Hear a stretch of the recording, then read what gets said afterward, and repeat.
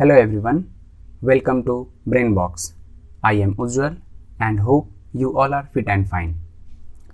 English की इस series में हम वोकेबलरी पढ़ रहे हैं और वोकेबलरी में वन वर्ड सब्स्टिट्यूशन का ये 5th पार्ट है. आप कनेक्ट हो सकते हैं मुझसे इंस्टाग्राम, टेलीग्राम, फेसबुक, ट्विटर और यूट्यूब पे. First one is herbivorous. Herbivorous means की ऐसे एनिमल जो किन चीज़ों पे डिपेंड हो, ओनली हर्ब्स पे. हर्ब्स मीन्स घास पे, पेड़ पौधों पे, पेड़ पौधों की पत्तियों पे. तो ऐसे ऑर्गेनिज्म को, ऐसे जीव जंतु को क्या बोलेंगे? Herbivorous. Herbivorous means animal that gets its energy from eating plants and only plants. Herbivorous means one that lives on herbs. ऐसे जानवर जो सिर्फ और सिर्फ किस पे डिपेंड हो? पेड़ पौधों पे, पेड़ पौधों की पत्तियों पे. ऑनरेडी. ऑनरेडी मीन्स ऐसे कुछ पोस्ट होते हैं जो जिन पे काम करने के लिए वो सैलरी नहीं लेते, तो उनको क्या बोलते हैं? Honorary. One who holds a post without any salary means कि ऐसे कुछ लोग जो किसी पोस्ट पे होते हैं लेकिन उस पोस्ट पर वो काम करते हुए सैलरी नहीं लेते, तो ऐसे लोगों को क्या बोलेंगे? Honorary. Honorary means one for which no payment is made means कि वो काम जो करते हैं उसके लिए वो सैलरी और उसके लिए वो पेमेंट नहीं लेते. Next one is eyebrow. Eyebrow means someone interested in serious subjects of very intellectual nature, especially when these are different to understand. Means कि ऐसे बहुत सारे सब्जेक्ट होते हैं जिसको अंडरस्टैंड करना, जिसको समझना बहुत मुश्किल होता है, पर ऐसे लोगों का उस सब्जेक्ट में इंटरेस्ट होता है. ठीक है, तो ऐसे लोगों को क्या बोलेंगे? Highbrow. A person considering himself to be superior in culture and intellect means कि ऐसे चीज़ों पे उनकी समझ बहुत ज़्यादा होती है जिन चीज़ों को समझना और लोगों के लिए गुड होता है, मुश्किल होता है. Okay. Next one is hypochondriac.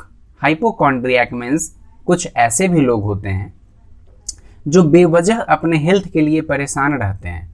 उनमें एंजाइटी होता है, वो डिप्रेस्ड होते हैं, वो हमेशा यही सोचते रहते हैं कि उनका हेल्थ कहीं खराब तो नहीं हो रहा है, पर ऐसा सीरियसली बिल्कुल भी नहीं होता.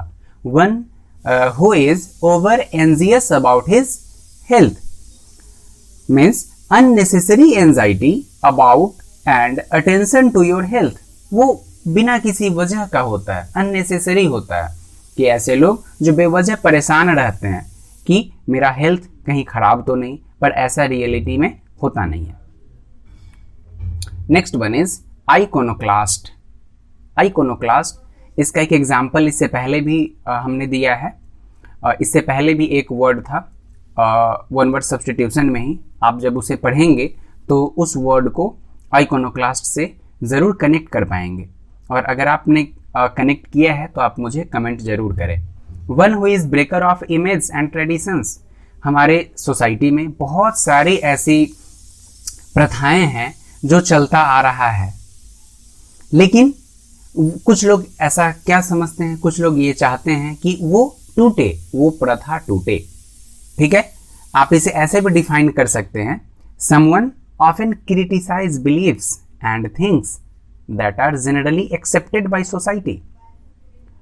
ठीक है, तो उनका क्रिटिसाइज करना, उनका ये मानना कि अब ये नहीं होना चाहिए. ठीक है, ऐसे लोगों को क्या बोलेंगे? Iconoclast. Next one is illiterate. अगर एक बहुत अच्छा हिंदी वर्ड का यूज करें तो आप इसे सिंपली बोल सकते हैं अनपढ़. Who does not know reading और राइटिंग. ऐसे लोग जो पढ़ना लिखना नहीं जानते उनको क्या बोलेंगे? इलिटरेट. और जो लोग पढ़ना लिखना जानते हैं उन्हें क्या बोलेंगे? लिटरेट. मीन्स कि इलिटरेट मीन्स अनपढ़. Next one is immigrant. पिछले वाले पार्ट में आपको एक वर्ड बताया था एमिग्रेंट, एमिग्रेंट में ई से शुरू हो रहा था, तो उसके लिए क्या तरीका बताया था मैंने कि ई फॉर इंग्लैंड, तो आप अगर अपने देश से इंग्लैंड में रहने के लिए जा रहे हैं तो आप क्या हुए, एमिग्रेंट। लेकिन आई फॉर इंडिया, तो दूसरे देश के लोग अगर आपके कंट्री में आ रहे हैं, मीन्स कि यहाँ आना हो रहा है और परमानेंट सेटलमेंट के लिए अगर आ रहे हैं हमारे देश में, तो ऐसे लोगों को क्या बोलेंगे, इमिग्रेंट। वो क्या था, एमिग्रेंट, और ये है इमिग्रेंट। यहाँ आप इससे आइडिया लगा सकते हैं कि यहाँ इमिग्रेंट में आई है और आई फॉर इंडिया, तो जो दूसरे देश से लोग इंडिया में आएंगे, ठीक है, तो ऐसे लोगों को क्या बोलेंगे, immigrant. A person who comes to a country, यहाँ कम है आना, और पर एमिग्रेंट में क्या था, जाना। Comes to a country from his own country for settling, means कि परमानेंट सेटिंग के लिए, परमानेंट रेजिडेंस के लिए, रहने के लिए जो लोग दूसरे देश से हमारे देश में आ रहे हैं, हमारे कंट्री में आ रहे हैं फॉर परमानेंट सेटलमेंट, तो ऐसे लोगों को क्या बोलेंगे, immigrant. Next one is impregnable. Impregnable, कुछ ऐसे भी बिल्डिंग्स होते हैं, ऐसे किला बनाया जाता है जिसको तोड़ करके जहां पे आप इंटर नहीं कर सकते बाय फोर्स, ठीक है। या फिर इसका दूसरा मीनिंग ये भी है कि ऐसे भी लोग होते हैं जिन्हें आप स्पोर्ट्स में, खेल में आप हरा नहीं सकते, आप उसे डिफीट नहीं कर सकते, ठीक है, तो ऐसे लोगों को भी बोलेंगे इम्प्रेग्नेबल।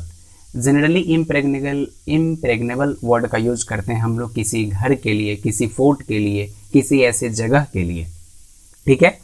तो आप इसे ऐसे भी डिफाइन कर सकते हैं, so strongly made that it can not be broken into और टेकन बाय फोर्स, आप उसे तोड़ करके या फिर आप अपने ताकत से नहीं जा सकते, आप उसे तोड़ नहीं सकते।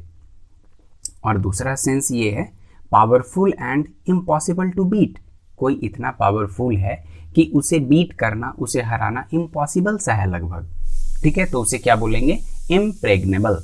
That can not be entered by force, और इसका जस्ट एंटोनिम्स क्या हो गया, प्रेग्नेबल, जहां इजिली जाया जा सके, घुसा जा सके। Next one is impostor. Impostor means कि आप इसे जनरली समझिए धोखा देना। जैसे आपके पास कोई बहुत आलीशान बंगला है, घर है, और कोई ये छल करके, ढोंग करके कहानी बना रहा है कि चलो मैं आपका लॉन्ग लॉस्ट फ्रेंड हूँ या आपका दोस्त हूँ, और वो ऐसा क्यों कर रहा है, वो ऐसा क्यों ढोंग कर रहा है, वो ऐसा क्यों बातें बना रहा है, ऐसी बातें क्यों बना रहा है, क्योंकि वो आपके सुंदर सा अपार्टमेंट में रह सके, आपके सुंदर सा घर में वो रह सके, ठीक है, इसके लिए वो ढोंग कर रहा है। तो ऐसे लोगों को क्या बोलेंगे, impostor. Means one who pretends to be somebody else, impostor. Simply आप इसे समझिए ढोंग करना। इंडिफैटिगेबल, इंडिफैटिगेबल मीन्स की one who does not tire easily, जो लोग इतने पैशनेट हैं अपने काम के लिए, उनके अंदर एक इंथुजियास्टिक ऐसे लोग हैं और अपने काम के लिए इतना समर्पित हैं कि वो अपने काम को करते करते थकते नहीं हैं, ऐसे लोगों को क्या बोलेंगे, indefatigable. Means always determined and energetic in trying to achieve something and never willing to admit defeat. वह अपने काम के लिए इतने पैशनेट हैं कि वह, उनको थकावट महसूस नहीं होती और वो इतने जल्दी अपने काम से हारते नहीं, ऐसे लोगों को क्या बोलेंगे, इंडिफैटिगेबल। अगर आपने इस लेक्चर को कॉन्सेंट्रेट होकर सुना है तो आप इस तीनों क्वेश्चन का आंसर जरूर दें कमेंट में, ताकि ये सिर्फ सेल्फ असेसमेंट के लिए है आपके कि आपने इस लेक्चर को कितना कॉन्सेंट्रेट होकर सुना है और इससे आपको फ़ायदा कितना हुआ है। आपको ये लेक्चर कैसा लगा आप मुझे ज़रूर कमेंट करके बताएं, ताकि हम खुद को और इम्प्रूव कर सकें।